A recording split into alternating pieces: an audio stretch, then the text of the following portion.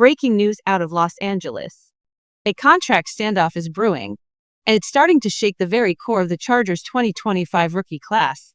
One key second-round rookie, expected to be a game-changer for the Bolts, has officially held out, refusing to report to rookie camp.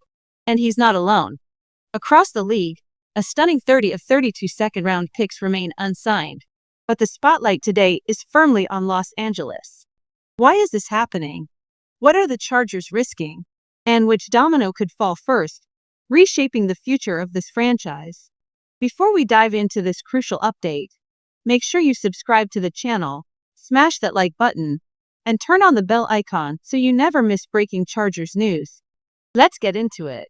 If others are getting fully guaranteed contracts, why not us? And honestly, you can't blame them. But here's where the tension really builds. NFL owners, including those in Los Angeles, are pushing back hard. They've seen what happened with massive fully guaranteed deals in the past. Think Deshaun Watson, Kirk Cousins. And they don't want that model creeping into rookie contracts, especially for second and third round players. Sure, the money's smaller at that level. Take Carson Swenzinger's deal, reportedly $1.8 million guaranteed on a 4-year base. Not exactly earth-shattering by NFL standards, but symbolically, it's huge. Because if every second rounder starts demanding full guarantees, it sets a new precedent. And owners know what comes next. Third-round picks asking for the same treatment. That's the domino they want to avoid. But here's the critical angle for Chargers fans. Trey Harris, a wide receiver many had circled as a future breakout, is now falling behind. While veterans are set to report later this week, Harris is missing valuable time.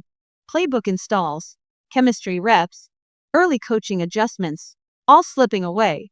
And this is no ordinary position battle. The wide receiver room in Los Angeles is stacked, competitive, and wide open. The longer Harris stays away, the harder it becomes to climb that depth chart when camp heats up. This isn't just about contracts anymore. It's about opportunity, momentum, and whether a rising talent risks losing his window before it even opens.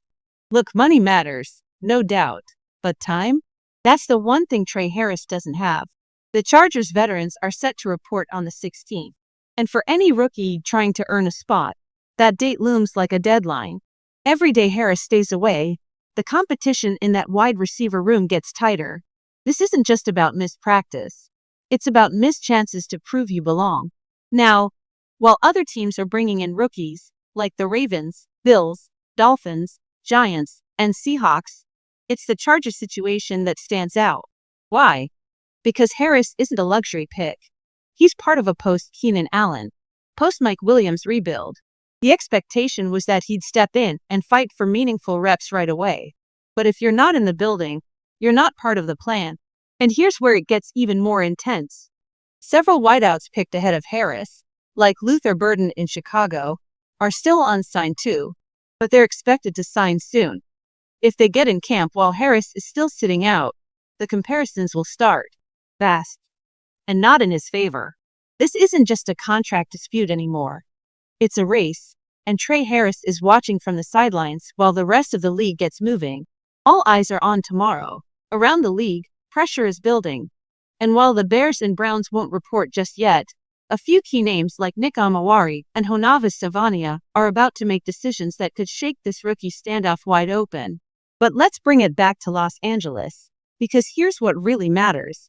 The longer this contract tug-of-war continues, the more leverage slips away from the players, and the more uneasy front offices become. Trey Harris, for instance, sits in a contract zone where only about 60% of his rookie deal is typically guaranteed. That's the baseline most second-rounders have accepted in the past. But this new wave of rookies? They're pushing for more, a lot more, maybe even full guarantees. It's bold, it's strategic, and it's exactly the kind of movement that has NFL owners on edge. The fear? That this becomes a trend. If a wideout like Harris, taken later in the round, secures a fully guaranteed deal, the message it sends to future third-round picks, and beyond, could flip the contract structure league-wide. Make no mistake, this isn't just about money. This is about changing the system. But here's the flip side. For players like Harris, missing camp means missing opportunities. The Chargers are in a retooling phase, and wide receiver spots are up for grabs. Every day off the field is a day someone else climbs the depth chart. So now, the pressure's on. Not just for the front office, but for Trey Harris and every rookie trying to win this fight and their roster spot at the same time. Let's look at the math. Trey Harris is reportedly sitting on a contract with around 60% guarantee, but let's say negotiations push that up to 75%.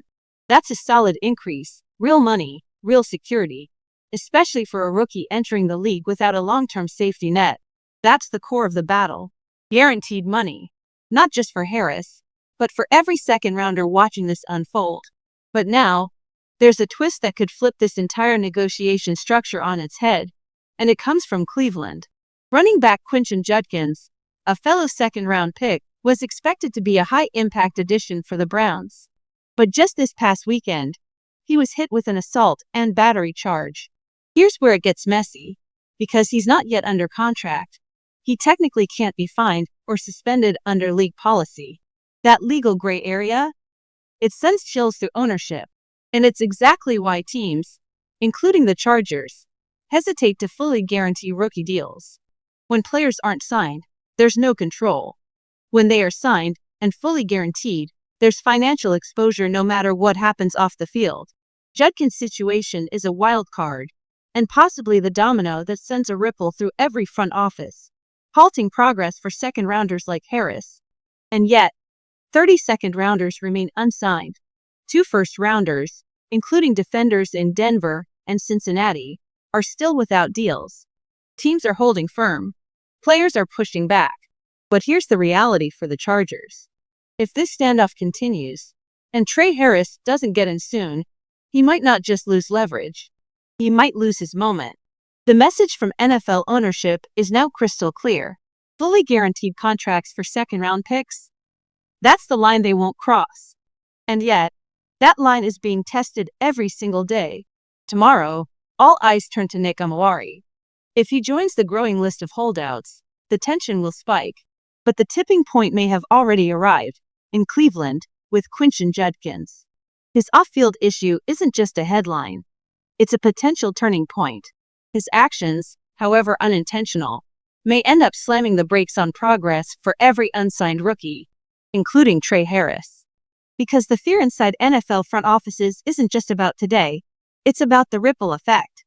If every second-rounder wins full guarantees this year, then third-rounders will demand the same in 2026.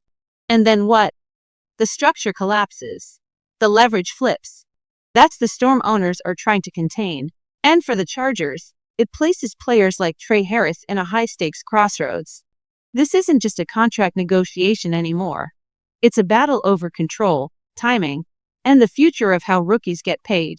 And while it might feel distant now, by the time training camp is in full swing, we'll know exactly who blinked first.